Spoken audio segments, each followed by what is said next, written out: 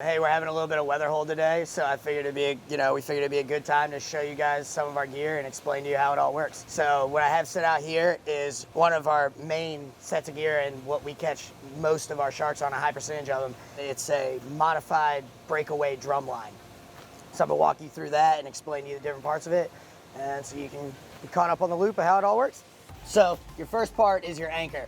So you have here, it keeps your gear in position and set for where you want to set it. You got a line, it comes up to your big orange ball here. This is the next step. So this here is kind of the start of the gear.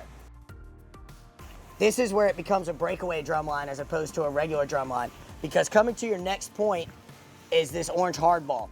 In between your anchor ball and your orange hard ball is generally a 1.5 foot shot of monofilament fishing line. And what happens is as you go through the gear, the hook and the bait are all the way on the other end. But when the animal bites that hook and takes the bait, it snaps this line. And that's how you know you have an animal on. Whereas most drum lines, it doesn't have this breakaway feature, so the animal stays and usually swims in a circle around and around the anchor ball. This allows the animal to take it and swim off freely. Now, as they swim off freely, you can see we have much more line and several more buoys and balls in action. These stay on the surface the whole time. And that's when the shark takes it and breaks away. You can see these going across the surface. We can see exactly where the animal is and which way they're going and approach them to get it.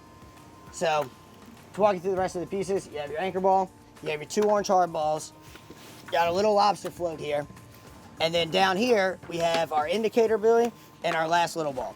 So, what also really helps is if you're looking at the gear from a distance and you think it's been hit, and it's not fully like breaking away and swimming off against the current or anything, if it's been hit, this one will generally pop up and bounce around.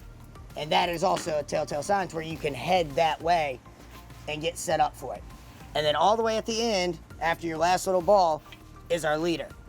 And at the end of the leader is the hook and the bait. So when we're hooked up and we see that the balls have broken away and they're streaming across the surface, we'll pull everything we have going on and race after it in the container and come up on it. And we'll come up on it from back at the beginning end, chaz all this line. I'll gaff this line, pull it up into the boat, take off this first ball so that we have our hands on the line, and then this now becomes our hand line.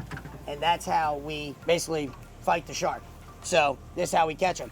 And then as you pull this line in, you take off the balls as you get to them.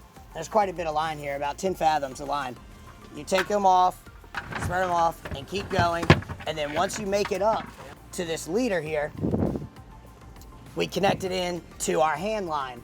We'll clip in a Samson braid hand line to the leader to make the handling of the animal a little easier. This has a much better grip for your hands than this poly line. Now, this definitely looks just more poly, but it's actually a custom-made cable leader. So there's cable braided into the middle of this poly line, which allows us to handle the animal and for the animal safety as well, all in a much safer manner, because it's easier on our hands holding it if you need to take a couple wraps, but it's also much more important than us is the animal safety.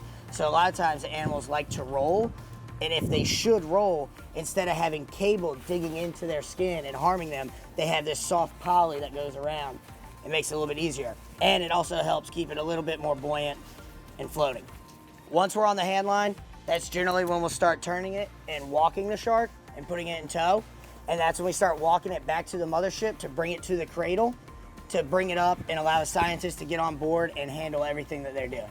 All of these things have been designed and produced in this order and method to be as efficient and as safe as possible for the animal and the people working with it.